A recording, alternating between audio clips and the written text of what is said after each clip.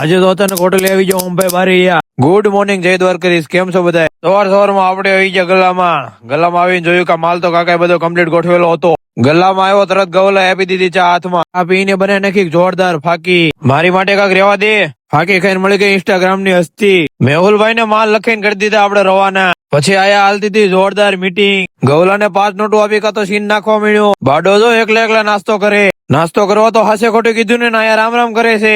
પછી તો ભરત મામા આપી દીધા પૈસા. લે વાણા મોજ કર તું તે. પછી તો હું બાબુ કરી નાખ્યો થોડોક નાસ્તો કરીને દુકાનમાં આવીને જોયું કે તો પાર્લેજી નો માલ આવી ગયો. તો હાલો હવે ગોઠવી નાખવી.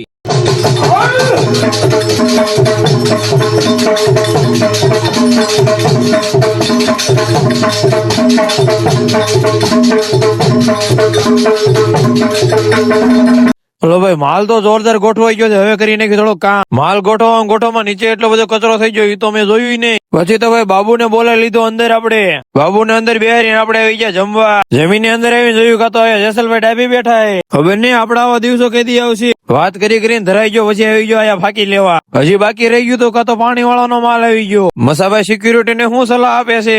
માલ ઉતારવા આવ્યા છે કે રમવા આવ્યા છે આયા? કાં તો બદ્રીભાઈ ગામડે થી આવી ગયા તા પાછા આયા. હાલો આપણો ટાઈમ પૂરો થવા આવ્યો ને આપણું કામ બધું થઈ ગયું છે રેડી. કાકા આવી ગયા તા, હવે આપણે થઈ ગયા છે નવરા. બહાર આવીને જોયું કે બાબુ એકલો વાળું કરતો હતો. આપણે વાળું કરવાનું બાકી છે તો હારો હાર કરી નાખવી. હાલો હું જાઉં છું. તમે બધા કરી નાખો ફોલો.